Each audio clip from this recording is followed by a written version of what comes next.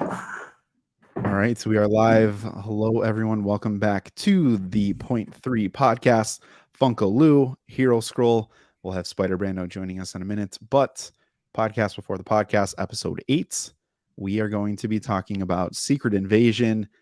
Actually, it's going to be kind of like a dual thing. So we're starting our YouTube videos. That's right. We're kicking off YouTube, not just live streams. We're going to have a dedicated playlist, videos, you name it. We're going to start getting this channel going. So any support that you guys give, show some love, like the video, subscribe, check us out on YouTube, which is here. Check us out on Apple Podcasts, Spotify, anywhere where you listen to your podcasts. But it's been a minute, man.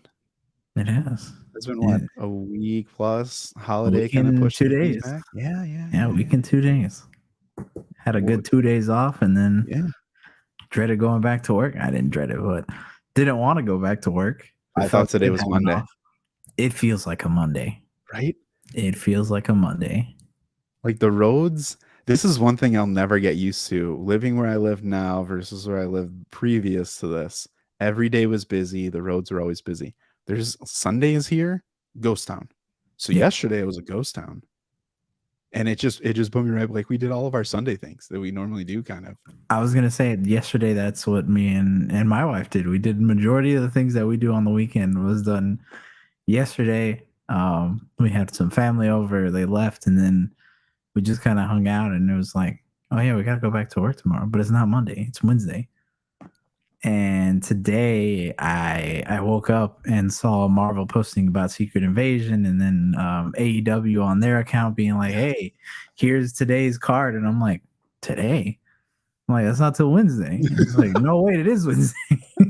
Dude, I saw the same thing. I got my Bleacher Report, and the first thing was MJF, and I'm like, what happened? No. I was just like, oh, it's Wednesday. It's Wednesday. You know what that means? Yeah, it's go time, and that's exactly what that means. And look who it is, the legend man, the myth, the legend. Dude, live Spider Brando. Live update on Secret Invasion episode 3. Oh, spoiler warning. Hard. Spoiler. Yeah, let's do non-spoilers. Can we do non-spoilers for episode 3? Yeah, absolutely. And then stick around for our YouTube video. Full coming soon. Yes. Full in-depth Secret Invasion breakdown. Spider Brando, it's fresh in your mind. Dude, I finished it about 5 minutes ago. Oh my god, I'm still processing it. I'm not gonna lie. It feels too fresh. But it was a great episode. I am still on my stance of this being the best MCU show. Well, okay. So I do hear that, and again, welcome to 2023. If you're someone who has no idea what's going on in the superhero genre world, it's a mixed bag. Everything is gray. Black and white doesn't exist unless you're arguing with someone. It's either the worst thing or the best thing. But I feel like we haven't really talked about Disney Plus as a crew very much. What was your guys' favorite Disney Plus Marvel series or special little presentation? So far, Loki. Yeah. I liked Loki. I'm a sucker for Moon Knight, though. I was gonna say a close second though is Moon Knight. I know that there's some people out there who did not like it because according to them it's not true to the character, and I'm like, you clearly have not read Moon Knight because unless the only thing I can say, unless they're wanting him to like murder people, which does kind of happen, but if you want it in the graphic comic way, I mean, come on, expect something else. But near perfect. They're not near perfect. There's some issues with it, but I really enjoyed Moon Knight. Moon Knight was solid. And I'm not saying it was a perfect thing. I would never be like, oh, this should win all these awards and stuff. But it's engaging. It's fun. It's interesting. It looks really good. The character stories are interesting. The characters surrounding the main character are interesting. And it builds up this lore of like, who is Moon Knight? What does Moon Knight do? And just preps you for when you get those moments of Doctor Strange and Moon Knight go back to back or something like that in some sort of fight scene. Oh my gosh, like these take my money. The wonderful thing about Moon Knight is that, and it's something that I love to say when my friends have asked me about Moon Knight and why I like it, is they don't answer your questions all the way. If you look back at Moon Knight, we still don't really understand what that hospital scene is. We don't really understand the ending where they're in the bedroom and the two fish are there. It's like, wait, how'd they get there? What do the two fish mean? What's going on? We have some answers to questions, but there's still a lot more raised. And I personally thought that was great. Whereas, for example, WandaVision, it started off with all these questions, and then they were like, here are all these clear-cut answers. And nothing was left to imagination. Moon Knight, you can still talk about it on a rewatch and be like, oh, well, that happened. Yeah. I didn't notice that. Yeah. Let's talk about that. I like that. That's something I've always enjoyed about a project, where some things they leave up to the interpretation of the audience. I think that's so cool. I don't always want I don't want everything answered. Yeah. But it's making me think, but I'm not scratching my head questioning things like cough cough flash, where I'm just like, that was just I don't know why you did that.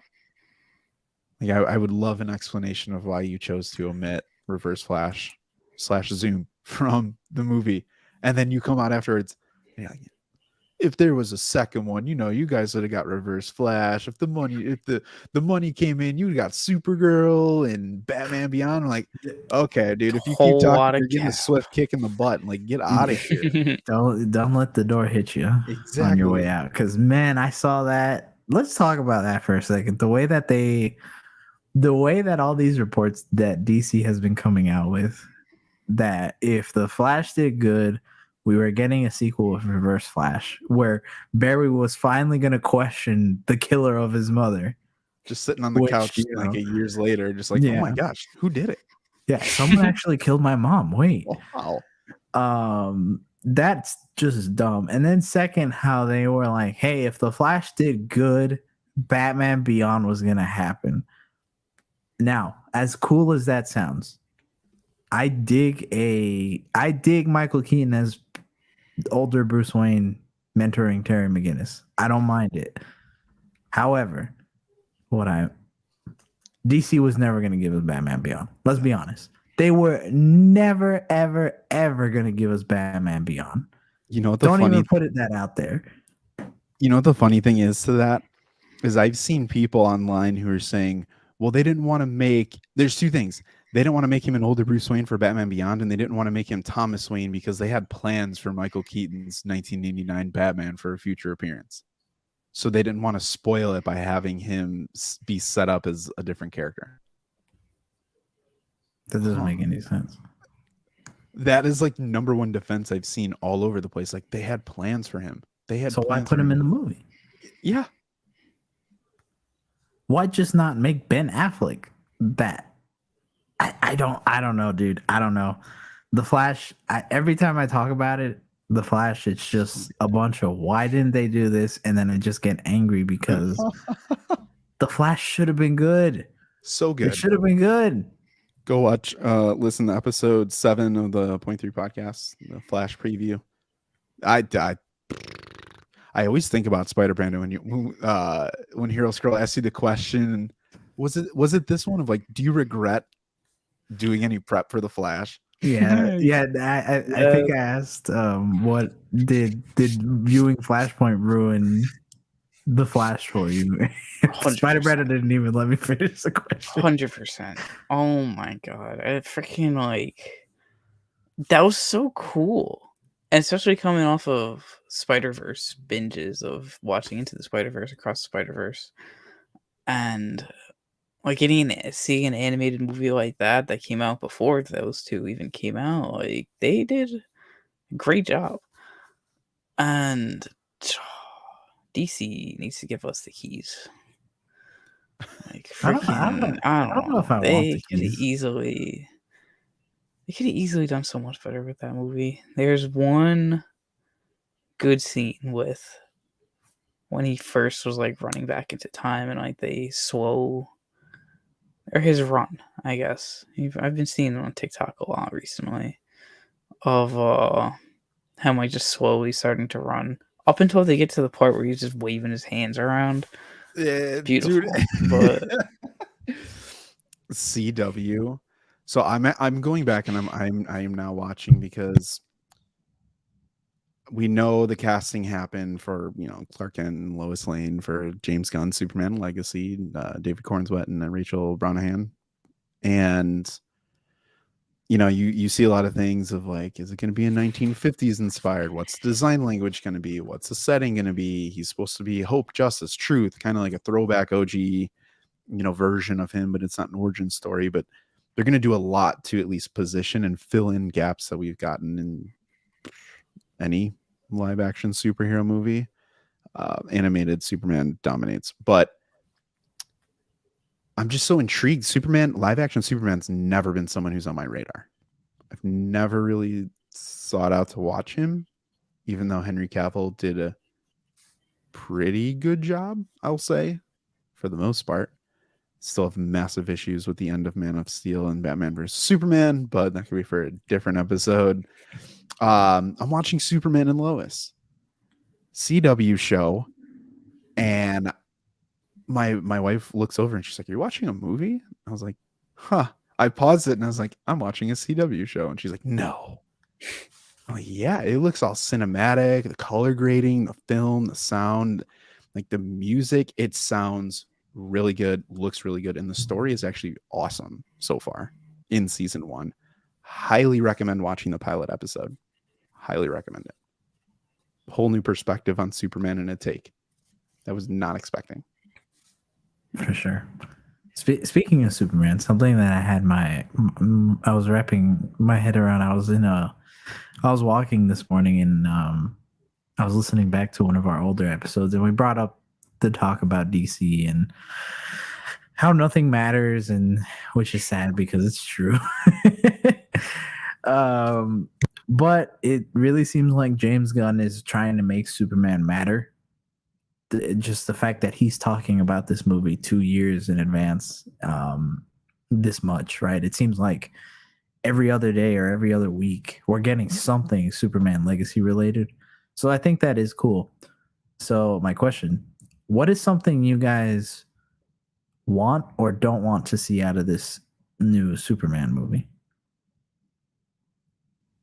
I know I'm kind of springing on last minute, but Ooh.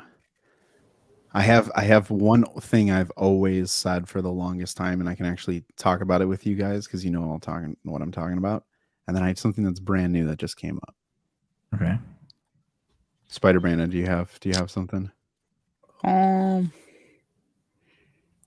don't know. I just hope it's a good movie. Like, Superman's not really on my radar of like Spider-Man or Batman-esque characters. So I don't know much about his lore besides like the mainstream stuff. So I just hope it's a good movie. Like, I want to see cool action and seeing his strength and hope and like a nice like positive aspect in that side. And that's about it. I have always thought that a show that's done a superhero character like a Superman, the concept of Superman, right? The strongest guy, the number one guy, the leader, the go-to, My Hero Academia and All Might, I think is one of the greatest portrayals of just an OP character who, when they show up, you're done. Like, that's it. I am here. Yeah.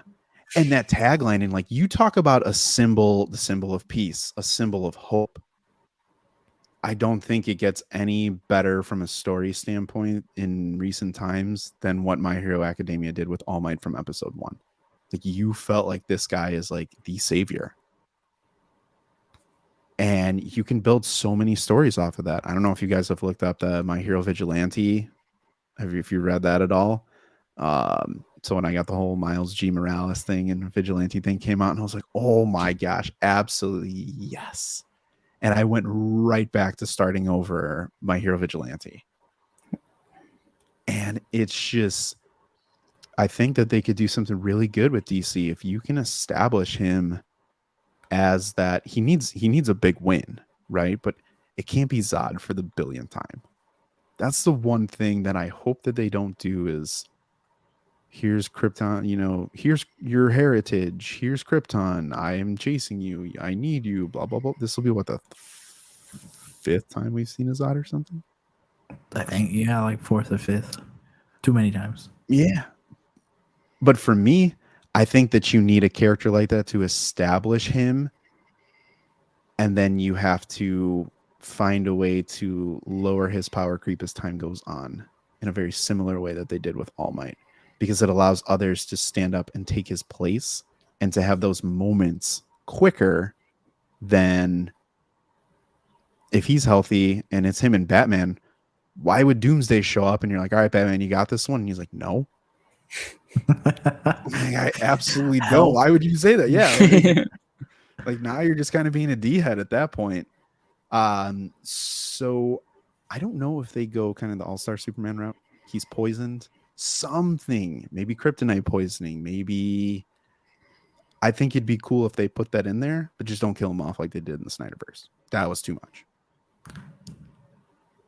I have my whole issues with the death of Superman and Zack Snyder's stuff too soon in the events of that universe.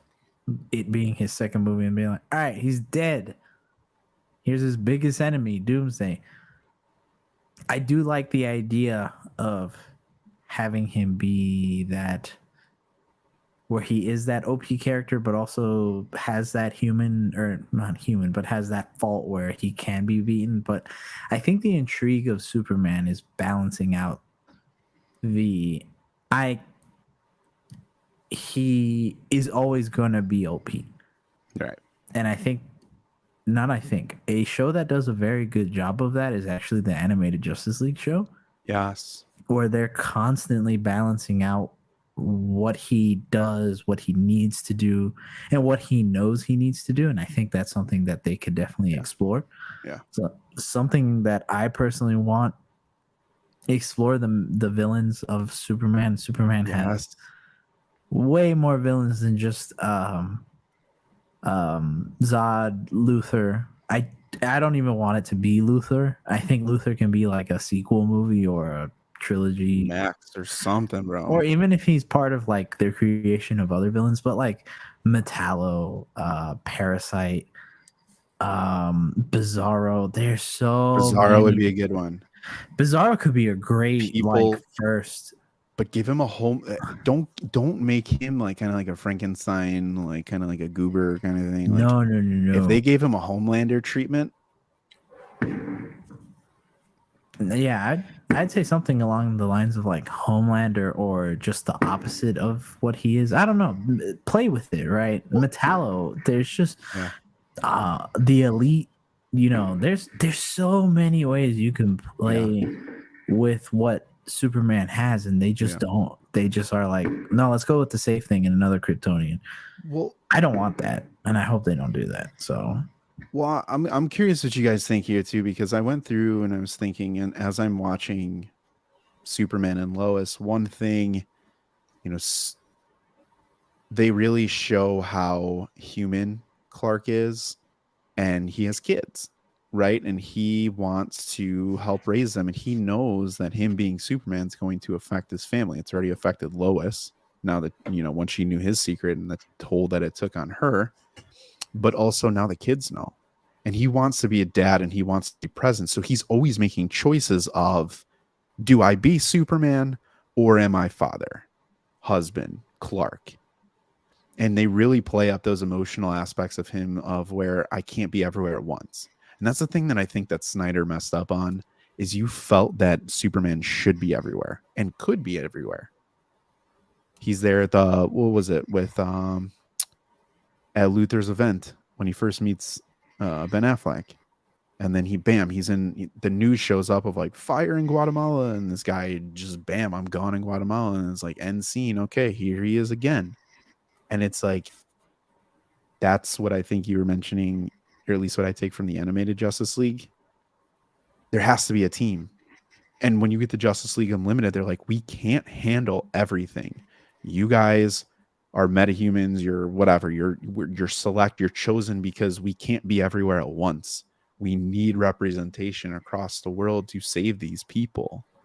Superman can't be everywhere. Flash can't be everywhere. Batman obviously can't be everywhere. And you just like, you get that dynamic that brings people together versus we got to bring Superman back to life because he's dead. So let's spend a movie trying to throw a cube at him. So true. And you know, something that they could probably do, and something that maybe the Flash even would have benefited from, stop the if he doesn't win, the world's dead, or if he doesn't win, the multiverse is gone. Keep it within, I would say, like Metropolis, or even the character study of Superman. Good example of that is the animated Superman versus the Elite animated movie, Mm-hmm. where the whole goal of the Elite and led by Manchester Black is to make Superman break his character, to drop the, you know, Boy Scout attitude. That is the entire goal. And they, you know, they do that through various means, but that is their end goal. And at the end, he shows them what it means, that what would happen if that happens. And it's one of the coolest things, right? Where Superman just goes off, and it's implied that he killed all the Elite members. He didn't, spoiler alert for a very old animated movie, but you know, he doesn't, but he shows them what it would be like, and people are terrified. Dude, People are scared. They're like, this is bad. That would be something very cool where they can play with that. They can play with that easily with Bizarro. It doesn't even have to be an Elite, because I think the Elite is a very like deep cut villain, and maybe for like more casual people might not make a whole lot of. Yeah, they'll probably look at them and be like, they can't beat Superman. But if you play that with Bizarro, so here's the hard part though. Brando, you mentioned it too, of like one of the biggest things you always talk about, like moral code. So when you have a Superman who goes through and does something like that, where he's like, I'll show you, like, you keep asking for it, you're pushing me, and I'm literally warning you, don't, right? There will come a person who does that. Now you figure in start of Batman versus Superman, end of Man of Steel, they kind of challenged that, where someone saw his danger and they're like, we need to eliminate you, and that's Ben Affleck's Batman, and then you kind of go from there. But you really didn't have a chance for Henry Cavill's Superman to establish a very, very strong moral code. But the issue that I feel when I think about that is we look at how accepting a lot of people were for Flash, who is willing to make multiple mistakes, right? We can say the cans are what changed the multiverse, or Dark Flash pushing him out of the Chrono Bowl was the issue, and he didn't do it again, so there's nothing big that happens. But like, hello, the fact that Flash is like, I don't know, and I'm going to do it again, that's that moral code piece where he's like, I'm going to get mine, you guys figure yours out. Are fans going to be willing to endure the setup and the deepening and strengthening of a Superman level moral code, where he almost comes across as that Boy Scout goody two shoes? I it's not no guns, no killing. He's just like, it's not even a question. I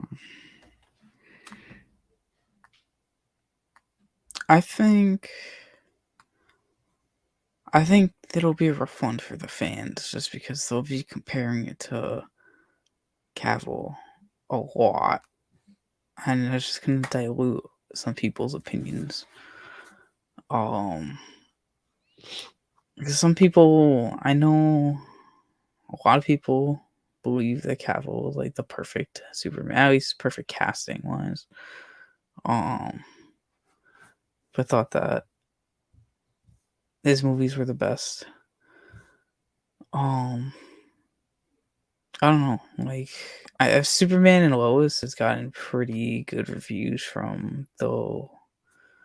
I haven't seen it, but I've heard they do the morality code, and like you explained earlier, making Clark feel like a human pretty well. So it seems like people are loving that aspect. So hopefully that translates into Legacy, and if they go down that route. They could do it if they even establish it from the first like 5 minutes of the film. Okay. The best example of that is actually the latest Batman movie that came out, the Batman, the Matt Reeves, Robert Pattinson. In the first 5 minutes, you see what Batman means to Gotham. He is a symbol of fear. That is all that he is. And if you're outside at night and you're doing something, you're looking over your shoulder because you don't know if Batman's there. Everybody is, because he's something like you said, he's everywhere at once, even though he's not. Establish that with Superman for Metropolis in the first 5 minutes and just have someone come challenge that. In the Batman, it was the Riddler, and at the end of it, what does he learn? That, hey, I need to be more than just that fear, that symbol of fear. Just do that with Superman, because at the end, they are sides of the same coin in a way, where Batman just uses fear, Superman is the hope aspect. Just do the same thing, make Superman the symbol of hope and how he feels like he needs to be more than the Superman. He needs to be part man as well, something like that. It's not hard. I don't think it's hard for Superman. It's just no one's really done it well, because Zack Snyder, as much as I do like Man of Steel, because I do, they take it to the extreme of he's a god, very overtly with the imagery. He's a god, how does he deal with being a god, not a person? Yeah. So, it's something they can do for Superman Legacy, and I think James Gunn knows that. I hope he does. He did it with a raccoon, so yeah. I almost can see this Superman smiling a lot. Right? One thing in Secret Invasion that I've been paying attention to lately is how they're using camera angles and how they're framing faces and time spent on their faces after moments. Because there's a lot of really good one-on-one interactions in Secret Invasion every single episode. And you're just like, it captivates you. But they give you time where there's no words. It's just the actors and actresses who are sitting there and they're just acting with their faces and their emotions and their presence. And you get a lot of these face frames. They did it with Gaia a lot in this episode of her. I don't want to spoil it, but essentially what she ends up doing at the end of it, you kind of knew it was leading to this point. But the way that they showcase, God, what's the word that I'm looking for? Like that looking over your shoulder, that kind of fear, that like questioning, that thought of like, someone is watching me. How do I? And then it's just like pause. And then you start to feel it. I almost feel like in Superman, to push this across that he is the symbol of hope. It's not necessarily I'm going to stop every major threat that comes through, but it's almost like your everyday like firefighter, police, ambulance kind of guy, right? I'm going to get the cat out of the tree. I'm going to help the old lady cross the road. This little kid's playing with the ball. I'm going to take 2 seconds and play with them and all that kind of stuff. Like those smaller things to build up his just love for human beings. And when you threaten those people, that's when I'm going to stop you. But I'm not afraid to show it to people. I just don't know how people are going to perceive that. I think well. I mean, I watched over the weekend on Monday. I watched Transformers: Rise of the Beast. Ooh. And it was very good. I actually really enjoyed it. By the way, go watch it if you haven't. But something that Optimus says after vanquishing the foe, they're like, well, you know, he might not be totally gone. And he's like, it doesn't matter. He's like, evil can never be truly destroyed. He's like, but we'll always be there to fight it. Yeah. They could do that with Superman easy, you know? Just, again, making Superman that symbol of hope, but giving him more than that. Like maybe even personalizing him to people, you know, where maybe it's through the viewpoint of a kid, I don't know, or a family in the movie. That'd be crazy, but man, if they start the movie, or at least do a part in the movie where they're giving you who Superman is, like through, I would love to see if they do dual things where they kind of blended of showcasing who Clark Kent is through people, like give you some Smallville people, give you people in Metropolis, give you people at the Daily Planet, maybe somebody at his little favorite deli shop or something. I don't know. But then also pulling in like viewpoints from people who are talking about Superman specifically. And just like all the good things that he has done in both versions of himself, just to quickly establish, because again, it's not an origin. So how do you get people bought into this whole legacy that you're selling and this whole hope aspect and theme that'll be longstanding? And then you bring in now your who's the group, the Authority. Yeah. Oh my god, dude, it's gonna help them so much. Oh, I forgot they're in this movie. Ugh. Yeah. It's gonna help them though. If they can push that, I could see people turning on them though. It helps them, but does it help Superman? No, that's what I'm saying. I think people are going to come out of this and be like, oh, the Authority was the best part of this movie. Superman sucks. I don't like it.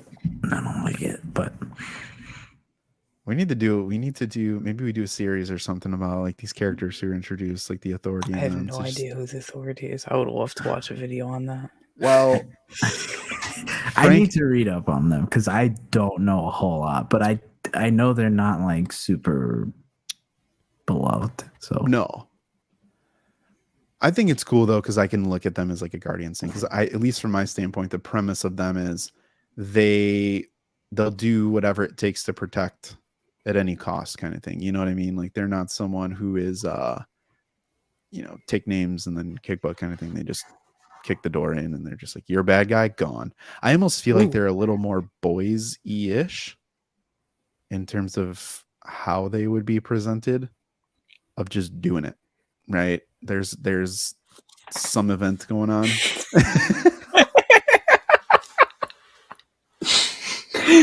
I'm sorry, that was perfect. No, dude, that was great. That was great. I don't know.